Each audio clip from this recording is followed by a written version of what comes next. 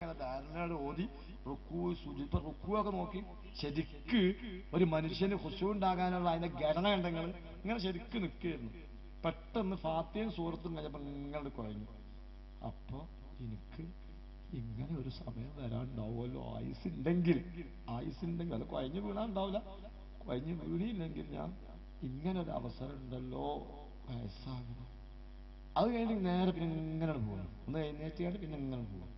അപ്പോ 6 അടി മണ്ണിലേക്ക് ഇങ്ങനെ താഴ്ത്തി വെക്കുന്ന ഒരു സമയമുണ്ടല്ലോ. അപ്പോ ഖുശൂ ഉണ്ട്. അപ്പൊ ഖുശൂ ഉണ്ടാപ്പൊ നമ്മൾ എന്താ ചെയ്യേണ്ടതല്ലേ?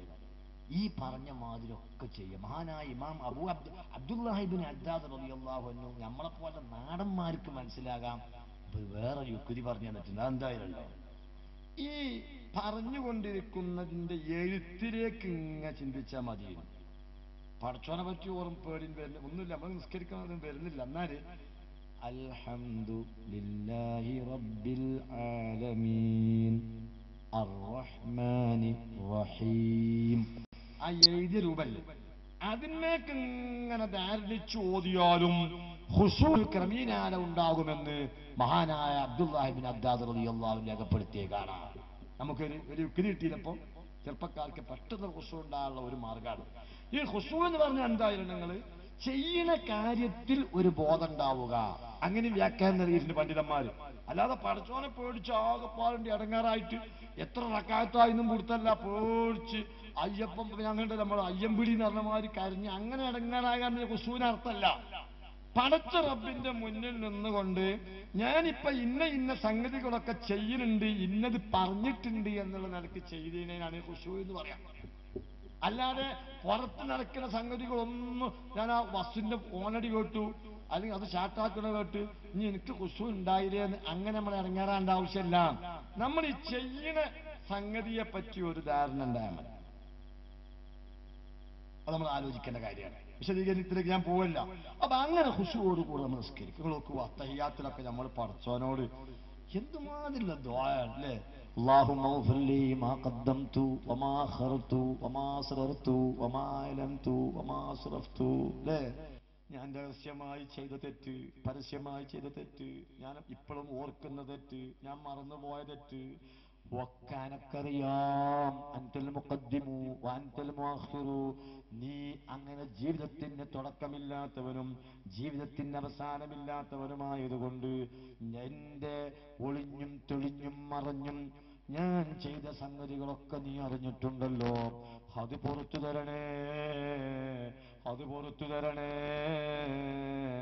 എന്ന് യാചിച്ചിട്ടാണ് അസ്സലാമു അലൈക്കും വറഹ്മത്തുള്ളാഹ്, അസ്സലാമു അലൈക്കും വറഹ്മത്തുള്ളാഹ്, അല്ലാഹു അക്ബർ എന്നതുകൊണ്ട് തുടങ്ങി ഈ അസ്സലാമു അലൈക്കും വറഹ്മത്തുള്ളാഹി എന്നതുകൊണ്ട് അവസാനിക്കുന്നതിന്റെ ഇടയിലുള്ള സകല ഹറക്കത്തും സകല നിക്ഷരണവും അള്ളാഹുവിന് വേണ്ടി മാത്രം അങ്ങ് കേന്ദ്രീകരിക്കുന്ന നിസ്കാരക്കാരനാണ് ഖുശൂഉള്ള നിസ്കാരം എന്ന് പറയുന്നത്. അവർക്ക് ഈ നിസ്കാരത്തിൽ ലഹരി ബാധിക്കും. അഷ്റഫുൽ ഖൽഖ് മുഹമ്മദ് റസൂലുള്ളാഹി പറയുന്നു, നിസ്കാരമാണ് എന്നെ ഏറ്റവും ഉന്മേഷവാനാക്കുന്നത്. ഏത് പ്രയാസവും അവരെ മറപ്പിക്കണോ നിസ്കാരമാണ്. അലി ഇബ്നു അബീ താലിബിന്റെ ചരിത്രം നമ്മൾ പണ്ടേ പറയുന്നതാണ്. യുദ്ധത്തിൽ തറച്ചു കയറിയ അമ്പും കുറ്റി കാലിന്റെ അടിഭാഗത്തങ്ങ് കയറിയിട്ട് മേൽഭാഗത്തിങ്ങനെ തുറിച്ചു നിൽക്കുന്ന അമ്പും കുറ്റി സഹാബാക്കൾ വരുമ്പോ തൊടാൻ അനുവദിക്കുന്നില്ല. വേദന കൊണ്ടിങ്ങനെ പടയുകയാണ്. ആ സമയത്താണ് നിസ്കാരത്തിന്റെ വഖത്തായത്. അലി ഇബ്നു അബീ താലിബ് വുളൂ ചെയ്തു. എന്നിട്ട് നിസ്കാരത്തിലേക്ക് അങ്ങ് പ്രവേശിച്ചപ്പോ സഹാബാക്കൾ വളരെ സൗകര്യപൂർവ്വം അത് പറിച്ചെടുത്തു. കാല് അനക്കിയത് പോലുമില്ല. അങ്ങനെ സംഭവിക്കുമോ എന്ന് ചിന്തിക്കണ്ട. എനിക്കും നിങ്ങൾക്കും തന്നെ അങ്ങനത്തെ എന്തെല്ലാം സാഹചര്യങ്ങൾ ഉണ്ടായിട്ടുണ്ട്. നമ്മൾ എന്തോ ഒരു കാര്യം ചിന്തിച്ചു കൊണ്ടിരിക്കുന്നു, വേറെ ഒരാൾ എന്തോ പറഞ്ഞുകൊണ്ടിരിക്കുന്നു. ആ പറയുന്ന ആള് നമ്മളെ തോണ്ടി ഞാൻ എന്നോടാ സംസാരിക്കണ എന്ന് പറയുമ്പോഴാ നമുക്ക് അങ്ങോട്ട് ബോധം വരുന്നത്. ഇത് നമ്മളെ അനുഭവത്തിലുണ്ടാകുന്നുണ്ട്. ഇപ്പൊ അള്ളാഹുവിനോട് സംസാരിക്കുകയാണ്. ആ സംസാരിക്കുമ്പോ ആ കണ്ണിൽ നിന്ന് വെള്ളം ഒഴുകും, ഹൃദയത്തിൽ പടലുണ്ടാകും. നിങ്ങൾ നോക്കൂ, അബ്ദുല്ലാഹ് റളിയല്ലാഹു അൻഹു റിപ്പോർട്ട് ചെയ്യുകയാണ്, നബി സല്ലല്ലാഹു അലൈഹി വസല്ലമ തങ്ങളെ ഒരു നിസ്കാരത്തിന്റെ ഒരു സന്ദർഭം പറയുകയാണ്. അത്തൈതു റസൂലുള്ളാഹി സ്വല്ലല്ലാഹു അലൈഹി വസല്ലം വഹുവ യുസല്ലി. അല്ലാഹുവിന്റെ റസൂൽ നിസ്കരിക്കുകയായിരുന്നു. അപ്പൊ ഞാൻ അതിന്റെ അടുത്തുകൂടെ ഇങ്ങനെ നടന്നു ചെന്നപ്പോ ഒരു ജൗഫിഹി അസീസൻ കഅസീസിൽ മിർജലി മിനൽ ബുക്കായി. ചീനച്ചട്ടിയുടെ ഉള്ളിൽ നിന്നുണ്ടാകുന്ന ഒരു ശബ്ദല്ലേ, ചീനച്ചട്ടി, ചട്ടിയിൽ നിന്ന് അടിഭാഗത്ത് തീ കത്തുന്ന എണ്ണ ഒഴിച്ച ചട്ടിയിൽ നിന്നൊരു ശബ്ദം ഉണ്ടാവൂലേ, ആ നിലക്കുള്ള ഒരു ശബ്ദം അല്ലാഹുവിന്റെ റസൂലിന്റെ ഹൃദയത്തിന്റെ ഉള്ളിൽ നിന്നിങ്ങനെ പുറത്തേക്ക് വരികയാണ്. മിനൽ ബുക്കായി, കരയുന്ന കാരണത്താലാണ് ആ ശബ്ദം പുറത്തേക്ക് വരുന്നത്. അത് റസൂലുള്ളാഹി അറിയണമെന്നില്ല. കാരണം അല്ലാഹുമായി ഇങ്ങനെ സംസാരിക്കുമ്പോ മനസ്സിങ്ങനെ പതക്കുകയാണ്. അബൂബക്കർ സിദ്ദീഖ് റളിയല്ലാഹു അൻഹുവിനെ പറ്റിയുള്ള അനുഭവത്തിലുണ്ട്. എന്താ നിങ്ങളെ വീട്ടില് ഇറച്ചി ചുടാറുണ്ടോ? പാതിരാക്ക് ഇറച്ചി ചുടുന്ന വാസനയല്ലേ? കുടുംബനാഥൻ തഹജ്ജുദ് നിസ്കരിക്കുമ്പോ പടച്ചോനെ പേടിച്ചുകൊണ്ടുള്ള കരിഞ്ഞ വാസന ഉള്ളിൽ നിന്ന് വരുന്നതാണെന്ന് റിപ്പോർട്ടിൽ കാണുന്നു. ആ നിലക്ക് ഖുശൂഉള്ള ആളുകളായിരുന്നു മഹാന്മാരെല്ലാം. അവർക്ക് നിസ്കരിക്കുക എന്നത് വല്ലാത്ത ഒരു സന്തോഷമുള്ള കാര്യമാണ്. നിങ്ങൾ നോക്കൂ, നമ്മുടെ എം.എ. ഉസ്താദില്ലേ, നമുക്ക് ഇന്നും നേതൃത്വം നൽകുന്ന നേതാക്കന്മാരെ പറ്റി നമ്മൾ മനസ്സിലാക്കണം. ഏകദേശം 90 വയസ്സ് കഴിഞ്ഞു, 90 വയസ്സ് ആയി. ഇപ്പൊ ബഹുമാനപ്പെട്ട എം.എ. അബ്ദുൽ ഖാദിർ മുസ്ലിയാർക്ക് സമസ്ത കേരള ഇസ്ലാം മത വിദ്യാഭ്യാസ ബോർഡ് എന്ന സംഗതി രൂപീകരിക്കാൻ തന്നെ എം.എ. ഉസ്താദിന്റെ ഒരു ലേഖനമാണ് കാരണമായത്. നീണ്ട 50 നൂറ്റാണ്ടുകാലം അതിന്റെ നേതൃത്വം നൽകി.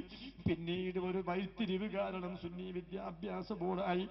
അതിന്റെ സെക്രട്ടറിയായി ഇന്നും കാര്യങ്ങൾ നിയന്ത്രിച്ചു കൊണ്ടിരിക്കുന്ന ഉസ്താദിനിപ്പോ ദർസ് നടത്താൻ ജാമിയ സാരിയയിലേക്ക് പോകാൻ പറ്റാത്ത രൂപത്തിൽ ക്ഷീണിതനായി വീട്ടിലാണ്. എന്നാലും കാണുമ്പം എങ്ങനെയുണ്ട് സുഖവിവരങ്ങളെന്ന് അന്വേഷിച്ചാൽ അവരെ മറുപടി അൽഹംദുലില്ലാഹ്, നിന്ന് നിസ്കരിക്കാൻ എനിക്ക് ഇന്നും സാധിക്കുന്നുണ്ട്. എന്നോടോ നിങ്ങളോടോ എന്താ വിഷയമെന്ന് ചോദിച്ചാൽ നമുക്ക് എന്തൊക്കെ പരാതികൾ പറയാനുണ്ട്. എന്നാൽ അത്തരം പരാതികളൊന്നും പറയാതെ വലിയ സന്തോഷം ഇന്നും നിന്ന് നിസ്കരിക്കാൻ സാധിക്കുന്നുണ്ടെന്ന സന്തോഷം പറയുന്ന നേതാക്കന്മാരാണ് നമ്മുടേത്. അത് പൂർവീകര മാതൃകയാണ്. ബഹുമാനപ്പെട്ട താജുൽ ഉലമാനോട് ചോദിച്ചു നോക്കൂ, എന്താണ് സുഖവിവരങ്ങളെന്ന് ചോദിച്ചാൽ മഹാനവറുകൾക്ക് അവരെ ഇബാദത്ത് വിളിച്ചു കൂവുകയല്ല, അവരെ സന്തോഷം പറയുകയാണ്. ഇപ്പോഴും അൽഹംദുലില്ലാഹ് ഈ റമളാനിന്റെ ശേഷവും വിഷയങ്ങൾ സുഖവിവരങ്ങൾ അന്വേഷിച്ചപ്പോ പറഞ്ഞ സന്തോഷം എന്താണെന്നോ, അൽഹംദുലില്ലാഹ് വയസ്സിപ്പോ 80-85 കഴിഞ്ഞാലും ഇപ്പോഴും ഉള്ള ഒരു സന്തോഷം, ഈ റമളാനിലും തറാവിക്ക് ശേഷം ഉറങ്ങി തഹജ്ജുദിന് എഴുന്നേറ്റിട്ട് തഹജ്ജുദിന്റെ ശേഷം വിത്ർ 11 റക്അത്ത് നിന്ന് തന്നെ നിസ്കരിക്കാൻ ഈ റമളാനിലും എനിക്ക് സാധിച്ചു. അവരെയൊക്കെ സന്തോഷം അവിടെയാണ്. നിന്ന് നിസ്കരിക്കാൻ സാധിക്കുന്നു. വിത്ർ 11 റക്അത്തും ഞാൻ എന്റെ 10ാമത്തെ വയസ്സിലോ 16ാമത്തെ വയസ്സിലോ ശീലമാക്കിയതാണ്. അത് ഇന്നും എനിക്ക് നിസ്കരിക്കാൻ സാധിക്കുന്നു. ഈ നിസ്കാരമാണ് അവരെയൊക്കെ സന്തോഷത്തിലെത്തിക്കുന്നത്.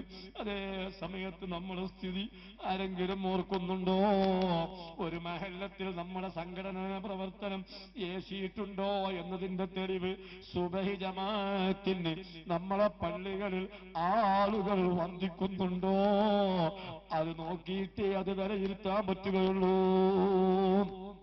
കാരണം പകൽ സമയത്ത് നമ്മൾ പുറത്തായിരിക്കും, രാത്രി നമ്മൾ നമ്മുടെ പുരക്കകത്തുണ്ട്, സുബൈന്റെ ബാങ്ക് നമ്മൾ കേൾക്കുകയും ചെയ്തിട്ടുണ്ട്.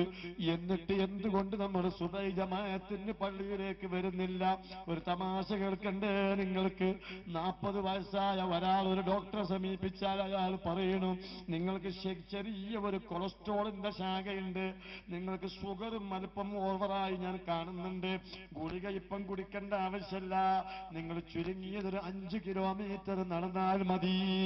ഇത് കേൾക്കുമ്പോഴേക്ക് മൂത്രിച്ചാൽ കഴുകുന്നത് എന്നെ സൃഷ്ടിച്ച റബ്ബിന്റെ നിയമമാണെന്ന് പോലും ഇന്ന് വരെയും ഉൾക്കൊള്ളാൻ സാധിക്കാത്ത മുസ്ലിമല്ലാത്ത ഒരു ഡോക്ടർ, അല്ലെങ്കിൽ മുസ്ലിമായ വേറെ ഒരു ഡോക്ടർ 5 കിലോമീറ്റർ നടന്നോളൂ, എന്നാ നിങ്ങളെ കൊളസ്ട്രോളും നിങ്ങളെ പ്രഷറും നിങ്ങളെ ഷുഗറും നോർമലാകുമെന്ന് പറഞ്ഞാൽ, അഥവാ തിന്നത് കൂടിയത് കൊണ്ട് ഒന്ന് ഇളകി നടന്നോളി എന്ന് പറഞ്ഞാൽ, ആ നടത്തം ശീലിക്കുന്ന നമ്മളിൽ പലരും ആ നടത്തം നമ്മുടെ നാട്ടിലെ ഒരു പല്ല് ലക്ഷ്യമാ